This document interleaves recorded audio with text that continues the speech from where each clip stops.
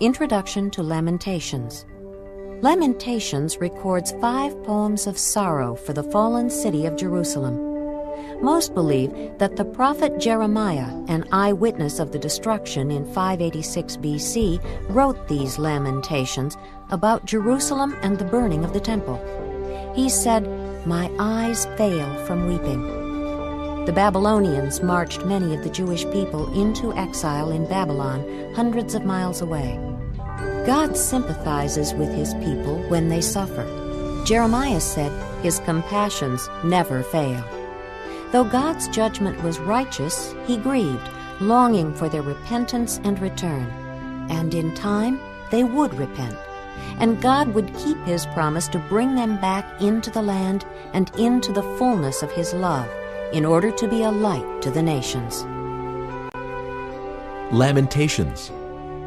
Chapter 1. How deserted lies the city, once so full of people. How like a widow is she who once was great among the nations. She who was queen among the provinces has now become a slave. Bitterly she weeps at night, tears are upon her cheeks. Among all her lovers there is none to comfort her. All her friends have betrayed her. They have become her enemies. After affliction and harsh labor, Judah has gone into exile. She dwells among the nations. She finds no resting place. All who pursue her have overtaken her in the midst of her distress. The roads to Zion mourn, for no one comes to her appointed feasts. All her gateways are desolate. Her priests groan, her maidens grieve, and she is in bitter anguish. Her foes have become her masters. Her enemies are at ease. The Lord has brought her grief because of her many sins. Children have gone into exile, captive before the foe. All the splendor has departed from the daughter of Zion. Her princes are like deer that find no pasture. In weakness they have fled before the pursuer. In the days of her affliction and wandering, Jerusalem remembers all the treasures that were hers in days of old. When her people fell into enemy hands, there was no one to help her.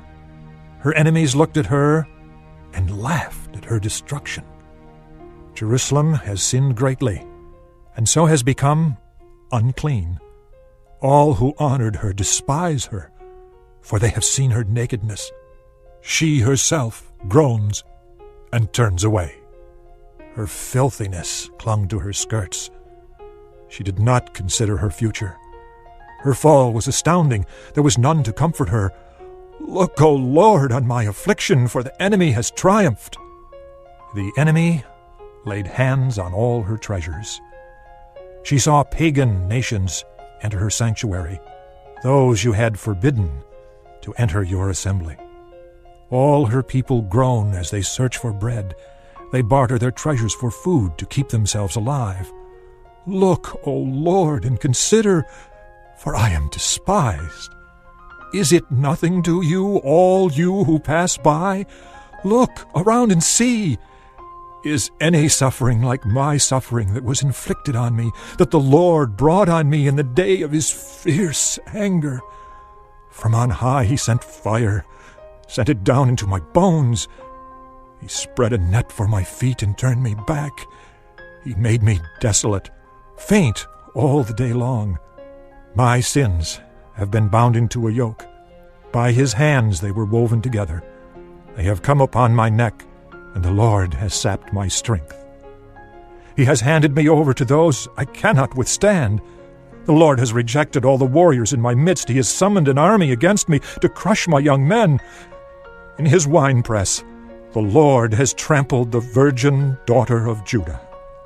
This is why I weep, and my eyes overflow with tears. No one is near to comfort me, no one to restore my spirit. My children are destitute because the enemy has prevailed. Zion stretches out her hands, but there is no one to comfort her. The Lord has decreed for Jacob that his neighbors become his foes. Jerusalem has become an unclean thing among them. The Lord is righteous, yet I rebelled against his command. Listen, all you peoples. Look upon my suffering. My young men and maidens have gone into exile. I called to my allies, but they betrayed me. My priests and my elders perished in the city while they searched for food to keep themselves alive. See, O Lord, how distressed I am. I am in torment within, and in my heart I am disturbed, for I have been most rebellious. Outside the sword bereaves, inside there is only death. People have heard my groaning, but there is no one to comfort me. All my enemies have heard of my distress. They rejoice at what you have done. May you bring the day you have announced, so they may become like me. Let all their wickedness come before you. Deal with them as you have dealt with me. Because of all my sins, my groans are many, and my heart is faint. Chapter 2. How the Lord has covered the daughter of Zion with the cloud of his anger. He has hurled down the splendor of Israel from heaven to earth. He has not remembered his footstool in the day of his anger. Without pity, the Lord has swallowed up all the dwellings of Jacob. In his wrath he has torn down the strongholds of the daughter of Judah. He has brought her kingdom and its princes down to the ground in dishonor. In fierce anger, he has cut off every horn of Israel. He has withdrawn his right hand at the approach of the enemy. He has burned in Jacob like a flaming fire that consumes everything around it. Like an enemy he has strung his bow. His right hand is ready. Like a foe he has slain all who were pleasing to the eye. He has poured out his wrath like fire on the tent of the daughter of Zion. The Lord is like an enemy. He has swallowed up Israel. He has swallowed up all her palaces and destroyed her strongholds. He has multiplied mourning and lamentation for the daughter of Judah. He has laid waste his dwelling like a garden. He has destroyed his place of meeting. The Lord has made Zion forget her appointed feasts and her Sabbaths. In his fierce anger, he has spurned both king and priest. The Lord has rejected his altar and abandoned his sanctuary. He has handed over to the enemy the walls of her palaces. They have raised a shout in the house of the Lord as on the day of an appointed feast. The Lord determined to tear down the wall around the daughter of Zion. He stretched out a measuring line and did not withhold his hand from destroying. He made ramparts and walls lament. Together they wasted away. Her gates have sunken to the ground. Their bars he has broken and destroyed. Her king and her princes are exiled among the nations. The law is no more, and her prophets no longer find visions from the Lord. The elders of the daughter of Zion sit on the ground in silence. They have sprinkled dust on their heads and put on sackcloth. The young women of Jerusalem have bowed their heads to the ground. My eyes fail from weeping. I am in torment within. My heart is poured out on the ground because my people are destroyed, because children and infants faint in the streets of the city. They say to their mothers, "Where is bread and wine?" As they faint like wounded men in the streets of the city, as their lives ebb away in their mother's arms. What can I say for you? With what can I compare you, O daughter of Jerusalem? To what can I liken you that I may comfort you, O virgin daughter of Zion? Your wound is as deep as the sea. Who can heal you? The visions of your prophets were false and worthless. They did not expose your sin to ward off your captivity. The oracles they gave you were false and misleading. All who pass your way clap their hands at you. They scoff and shake their heads at the daughter of Jerusalem. Is this the city that was called the perfection of beauty, the joy of the whole earth? All your enemies open their mouths wide against you. They scoff and gnash their teeth and say, "We have swallowed her up. This is the day we have waited for. We have lived to see it." The Lord has done what he planned. He has fulfilled his word, which he decreed long ago. He has overthrown you without pity. He has let the enemy gloat over you. He has exalted the horn of your foes. The hearts of the people cry out to the Lord. O wall of the daughter of Zion, let your tears flow like a river day and night. Give yourself no relief, your eyes no rest. Arise, cry out in the night as the watches of the night begin. Pour out your heart like water in the presence of the Lord. Lift up your hands to him for the lives of your children, who faint from hunger at the head of every street. Look, O Lord, and consider, whom have you ever treated like this? Should women eat their offspring, the children they have cared for? Should priest and prophet be killed in the sanctuary of the Lord? Young and old lie together in the dust of the streets.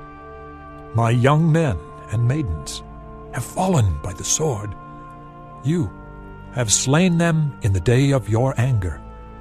You have slaughtered them without pity. As you summoned to a feast day, so you summoned against me terrors on every side. In the day of the Lord's anger no one escaped or survived. Those I cared for and reared, my enemy has destroyed. Chapter 3. I am the man who has seen affliction by the rod of his wrath. He has driven me away and made me walk in darkness rather than light. Indeed, he has turned his hand against me again and again all day long. He has made my skin and my flesh grow old, and has broken my bones. He has besieged me and surrounded me with bitterness and hardship. He has made me dwell in darkness like those long dead. He has walled me in, so I cannot escape. He has weighed me down with chains. Even when I call out or cry for help, he shuts out my prayer. He has barred my way with blocks of stone. He has made my paths crooked. Like a bear lying in wait, like a lion in hiding, he dragged me from the path and mangled me, and left me without help. He drew his bow and made me the target for his arrows. He pierced my heart with arrows from his quiver. I became the laughingstock of all my people. They mock me in song all day long. He has filled me with bitter herbs and sated me with gall. He has broken my teeth with gravel. He has trampled me in the dust. I have been deprived of peace. I have forgotten what prosperity is. So I say, my splendor is gone, and all that I had hoped from the Lord. I remember my affliction and my wandering, the bitterness and the gall. I well remember them, and my soul is downcast within me. Yet this I call to mind, and therefore I have hope. Because of the Lord's great love, we are not consumed, for his compassions never fail. They are new every morning. Great is your faithfulness. I say to myself, the Lord is my portion, therefore I will wait for him. The Lord is good to those whose hope is in him, to the one who seeks him. It is good to wait quietly for the salvation of the Lord. It is good for a man to bear the yoke while he is young. Let him sit alone in silence, for the Lord has laid it on him. Let him bury his face in the dust. There may yet be hope. Let him offer his cheek to one who would strike him, and let him be filled with disgrace, for men are not cast off by the Lord forever. Though he brings grief, he will show compassion. So great is his unfailing love. For he does not willingly bring affliction or grief to the children of men, to crush underfoot all prisoners in the land, to deny a man his rights before the Most High, to deprive a man of justice. Would not the Lord see such things? Who can speak and have it happen if the Lord has not decreed it? Is it not from the mouth of the Most High that both calamities and good things come? Why should any living man complain when punished for his sins? Let us examine our ways and test them, and let us return to the Lord. Let us lift up our hearts and our hands to God in heaven and say, we have sinned and rebelled, and you have not forgiven. You have covered yourself with anger and pursued us. You have slain without pity. You have covered yourself with a cloud so that no prayer can get through. You have made us scum and refuse among the nations. All our enemies have opened their mouths wide against us. We have suffered terror in pitfalls, ruin and destruction. Streams of tears flow from my eyes, because my people are destroyed. My eyes will flow unceasingly, without relief, until the Lord looks down from heaven and sees. What I see brings grief to my soul, because of all the women of my city. Those who were my enemies without cause hunted me like a bird. They tried to end my life in a pit and threw stones at me. The waters closed over my head, and I thought I was about to be cut off. I called on your name, O Lord, from the depths of the pit. You heard my plea. Do not close your ears to my cry for relief. You came near when I called you, and you said, Do not fear. O Lord, you took up my case. You redeemed my life. You have seen, O Lord, the wrong done to me. Uphold my cause. You have seen the depth of their vengeance, all their plots against me. O Lord, you have heard their insults, all their plots against me. What my enemies whisper and mutter against me all day long. Look at them. Sitting or standing, they mock me in their songs. Pay them back what they deserve, O Lord, for what their hands have done. Put a veil over their hearts, and may your curse be on them. Pursue them in anger, and destroy them from under the heavens of the Lord. Chapter 4. How the gold has lost its luster. The fine gold become dull. The sacred gems are scattered at the head of every street. How the precious sons of Zion, once worth their weight in gold, are now considered as pots of clay, the work of a potter's hands. Even jackals offer their breasts to nurse their young, but my people have become heartless, like ostriches in the desert. Because of thirst, the infant's tongue sticks to the roof of its mouth. The children beg for bread, but no one gives it to them. Those who once ate delicacies are destitute in the streets. Those nurtured in purple now lie on ash heaps.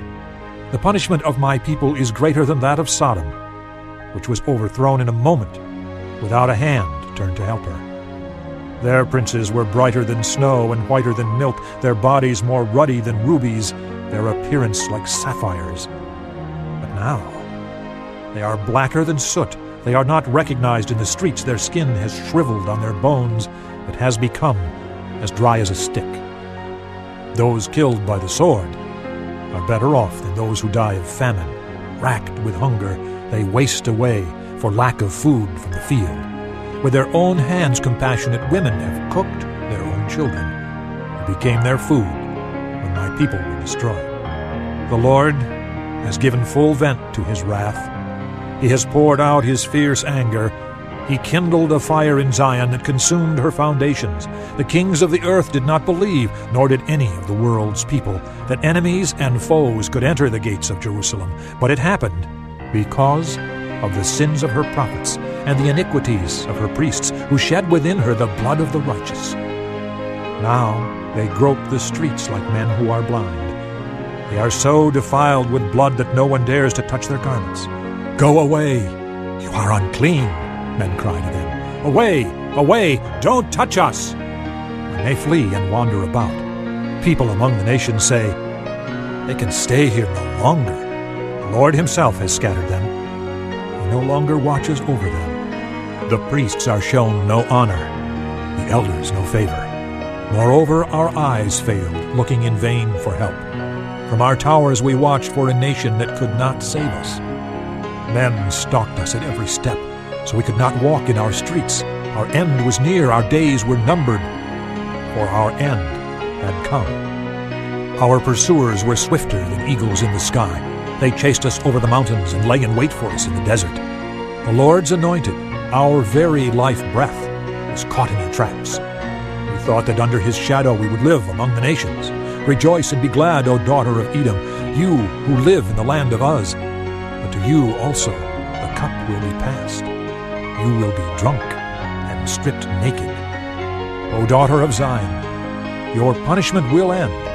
He will not prolong your exile, but, O daughter of Edom, he will punish your sin and expose your wickedness. Chapter 5. Remember, O Lord, what has happened to us. Look and see our disgrace. Our inheritance has been turned over to aliens, our homes to foreigners. We have become orphans and fatherless, our mothers like widows. We must buy the water we drink. Our wood can be had only at a price.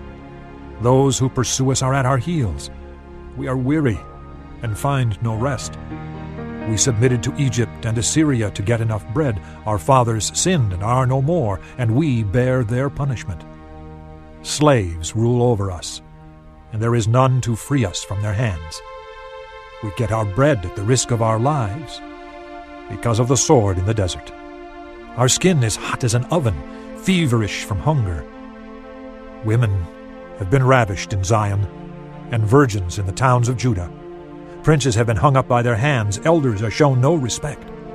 Young men toil at the millstones, boys stagger under loads of wood. The elders are gone from the city gate, the young men have stopped their music. Joy is gone from our hearts. Our dancing has turned to mourning, the crown has fallen from our head. Woe to us, for we have sinned. Because of this our hearts are faint. Because of these things our eyes grow dim for Mount Zion, which lies desolate, with jackals prowling over it. You, O Lord, reign forever. Your throne endures from generation to generation. Why do you always forget us? Why do you forsake us so long? Restore us to yourself, O Lord, that we may return. Renew our days as of old, unless you have utterly rejected us and are angry with us beyond measure.